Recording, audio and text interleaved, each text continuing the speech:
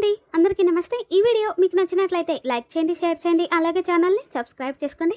గగను అపూర్వ ఇంటికి వస్తుంటే ఇక అది చూసి గోరింటాకు పిన్ని అయితే అమ్మాయి ఆ గగన్ గారు వస్తున్నాడు అని చెప్పేసి అపూర్వకి చెప్పగానే ఇక అపూర్వ అయితే ఆఖరా ఎక్కడికి ఎగేసుకుంటూ వచ్చేస్తున్నావు అని చెప్పేసి అపూర్వ డోర్ దగ్గరే ఆపేస్తుంది.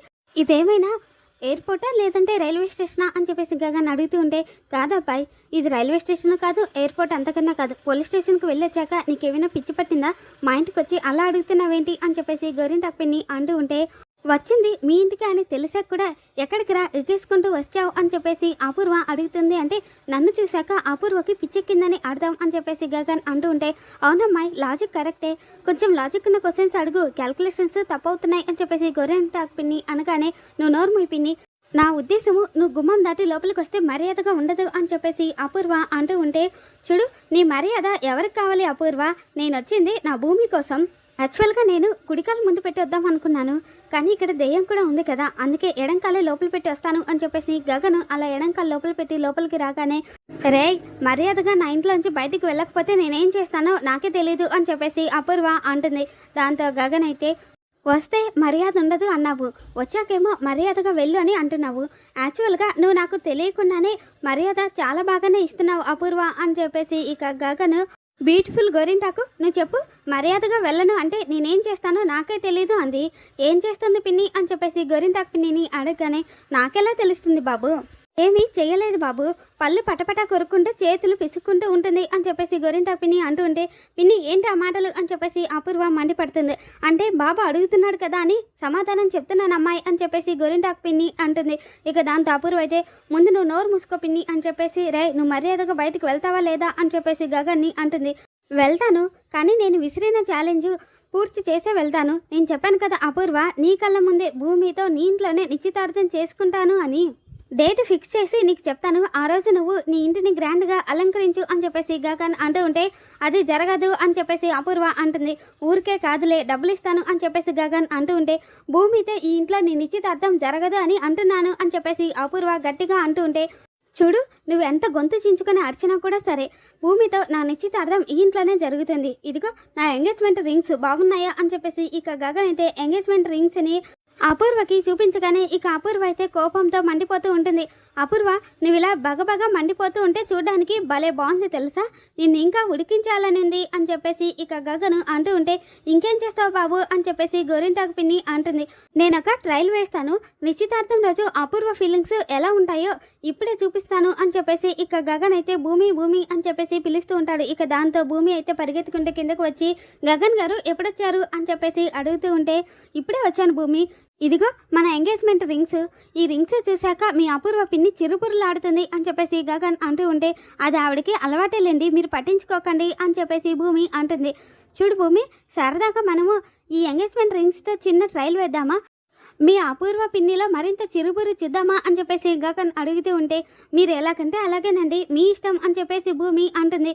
ఇక అది చూసి గోరింటాకు పిన్ని అయితే అమ్మాయి అదేమో సిగ్గుపడుతుంది, అది చూసి నువ్వేమో చిరుబుర్రులాడుతున్నావు, మధ్యలో ఏ రియాక్షన్ ఇవ్వాలో నాకే అర్థం కావడం లేదు అని చెప్పేసి గోరింటాకు పిన్ని అంటూ ఉంటుంది. తర్వాత ఏమో రింగుని ఇక గగను భూమి చేతికి పెట్టి అలా భూమి చేతికి అపూర్వ ముందే ముద్దు పెడతాడు. ఇక భూమి కూడా సిగ్గుపడుతూ గగన్ వేలికి రింగు పెడుతూ ఉంటుంది. కానీ ఇదంతా కూడా అపూర్వ కలగంటుంది.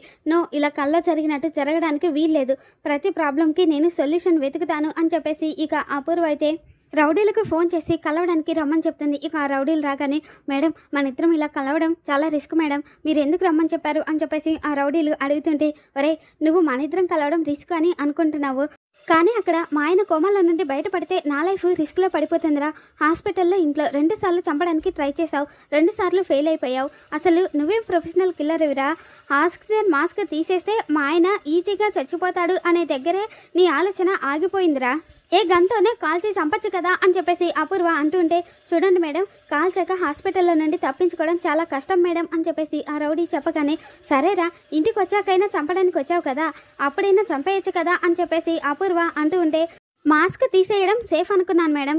కానీ మీ ఇంటి లోపలికి ఎలా రావాలో, ఎవరెవరు ఉంటున్నారో, ఎలా స్కెచ్ వేయాలో అర్థం కావడం లేదు మేడం.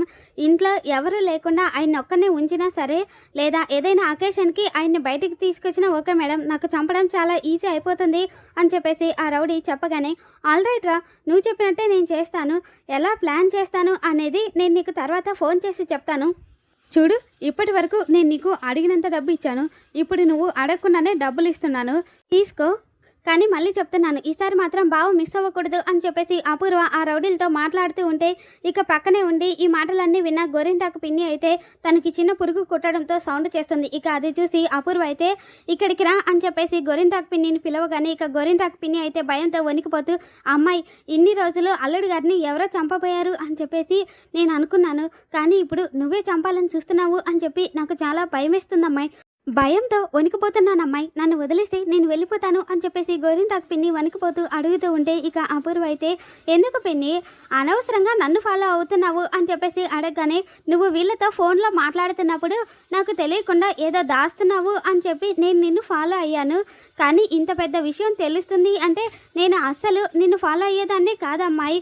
నేను ఎవరికి ఏమీ చెప్పను, నన్ను వదిలే అమ్మాయి, నేను ఎవరికి ఏం చెప్పను, నేనేం వినలేదు అని చెప్పేసి గోరింటాకు పిన్ని వణికిపోతూ ఉంటే, భయపడకు పిన్ని భయపడకు, అంతా వినేసావు కదా. అసలు ఆ రోజు ఏం జరిగిందో ఇప్పుడు నీకు నేను చెప్పాల్సిన బాధ్యత ఉంది. ఆ రోజు రాత్రి బావ దగ్గర నుండి నాకు ఫోన్ వచ్చింది. ఫోన్ రావడానికి ముందు అసలు అక్కడ ఏం జరిగిందో ఏంటో కూడా నాకు తెలీదు. నేను అక్కడికి వెళ్ళానా అని చెప్పేసి ఇక అపూర్వ అయితే గెస్ట్ హౌస్లో ఏం జరిగిందో చెప్పడం మొదలు పెట్టబోతూ ఉంటుంది.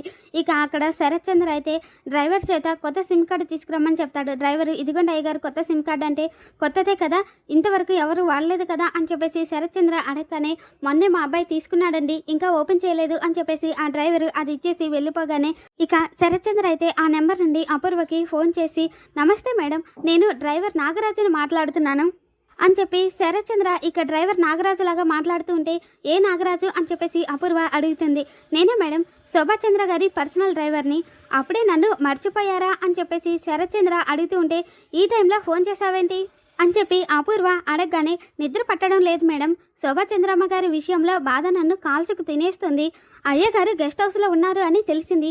ఇప్పుడే అయ్యగారి దగ్గరికి వెళ్ళి ఆ రోజు జరిగింది మొత్తం చెప్తే కానీ నాకు మనశ్శాంతి ఉండదు అని చెప్పేసి ఇక శరత్ చంద్ర డ్రైవర్ నాగరాజులాగా మాట్లాడి ఫోన్ పెట్టేస్తాడు.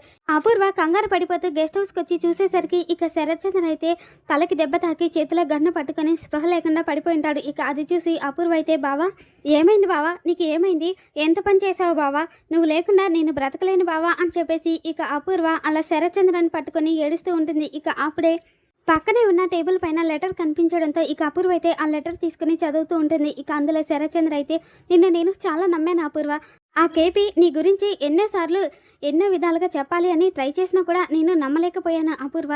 కానీ మృత్యుకోశ ముందుకు తరుముకొస్తూ వస్తున్నప్పుడు ఇలా నిజాలన్నీ తెలియాలి అని చెప్పి నా నుదుటిన రాసిపెట్టి ఉన్నట్టుంది అపూర్వ. సొంత కూతురులా చేసుకున్న భూమి ఈరోజు నన్ను మోసం చేసింది అన్న బాధనే నేను తట్టుకోలేకపోతున్నాను అంటే పిడుగు పడినట్టు నువ్వు చేసిన దారుణం తెలిసిపోయింది అపూర్వ. నా ప్రాణం అనుకున్న శోభాచంద్రని నువ్వు చంపేస్తావా? ఎలా చంపేయాలనిపించింది అపూర్వ? నిన్ను ఎంతలా ప్రేమించింది అపూర్వ, నిన్ను ఎంత నమ్మింది, నువ్వు తనని చంపేయాలా? నువ్వు అడిగితే తన ఆస్తి మొత్తం కూడా నీకు రాసిచ్చేది కదా అపూర్వ అని చెప్పేసి ఇక శరత్ చంద్ర అయితే ఆ లెటర్లో రాసి పెట్టి ఉంటాడు. ఇక ఆ లెటర్ చదవగానే ఇక అపూర్వ అయితే ఒక్కసారిగా కుప్పకూలిపోయి ఏడుస్తూ, బావా ఆస్తి కోసం కాదు బావా, చిన్నప్పటి నుండి నేను నీ మీదే ప్రాణం పెట్టుకొని బతికాను బావా, నీతోనే జీవితం అనుకున్నాను. అలాంటప్పుడు అది మధ్యలో వచ్చి నిన్ను సొంతం చేసుకోవాలి అని చూస్తూ ఉంటే నాకు ఎలా ఉంటుంది చెప్పు? అందుకే నిన్ను ఎలాగైనా నేను దక్కించుకోవాలి అని అనుకున్నాను. నువ్వు దాన్ని కళ్ళల్లో పెట్టుకుని చూసుకుంటూ ఉన్నావు కదా, ఇంకెప్పటికీ దాన్ని వదిలేవు అని నాకు అనిపించింది. కానీ నా ప్రాణం అనుకున్న నువ్వు నాకు కావాలి, నువ్వు అలా కావాలి అంటే అది చావాలి. అందుకే బావా దాన్ని చంపేశాను, ఆస్తి కోసం కాదు బావా, నీ మీద ప్రేమతో చంపేశాను అని చెప్పేసి ఇక అపూర్వ అయితే తన నోటితో తనే నిజం చెప్పేసి కుమిలి ఏడుస్తూ ఉంటుంది. ఇక శరచంద్ర ఒక్కసారిగా కళ్ళు తెరిచి, ఈ మాట నీ నోటి వెంట విందామని నేను ఇక్కడి వరకు రప్పించాను అపూర్వ అని చెప్పేసి శరచంద్ర చెప్పగానే ఇక అపూర్వ ఒక్కసారిగా షాక్ అయిపోయి లేచి నిలబడుతుంది. ఏంటి, నా శోభచంద్రని చంపేసి ఇన్ని రోజులు నా ముందు నంగనాచిలాగా నాటకం ఆడావా అని చెప్పి శరత్చంద్ర అడుగుతూ ఉంటే, బావా నా ప్రేమ మాత్రం నిజం బావా, ఇందులో నాటకం లేదు అని చెప్పేసి అపూర్వ అంటుంది. ఏయ్ ఆపు, శోభాచంద్రపై నాకున్న ప్రేమ కూడా నిజమే కదా, నీ ప్రేమను నిరూపించుకోవడం కోసమని నువ్వు నా శోభాచంద్రని చంపేశావు.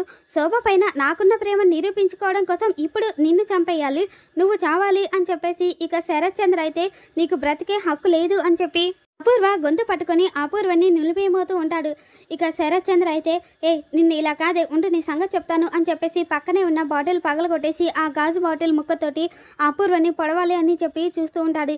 ఇక అపూర్వ శరత్ చంద్ర నుండి తప్పించుకోవడం కోసం అని చెప్పేసి శరత్ చంద్రని గట్టిగా తోసేస్తుంది. దాంతో ఇక శరత్ చంద్ర అంతకు ముందే నేలపై పడిపోయిన గాజు ముక్క పైన పడిపోతాడు. ఇక దాంతో ఆ గాజు ముక్క అయితే శరత్ చంద్ర కడుపులో గుచ్చుకుపోతుంది. దాంతో అపూర్వ ఒక్కసారిగా షాక్ అయిపోయి బావా బావా అని చెప్పేసి ఏడుస్తూ ఉంటుంది. మరి రాబోతున్న ఎపిసోడ్లో ఏసీపీ నైని అపూర్వ ఇదంతా చేసింది అని ఎలా నిరూపించగలుగుతుంది అనేది రేపటి ఎపిసోడ్లో మళ్ళీ మన ఛానల్లో తెలుసుకుందాం. Thanks for watching.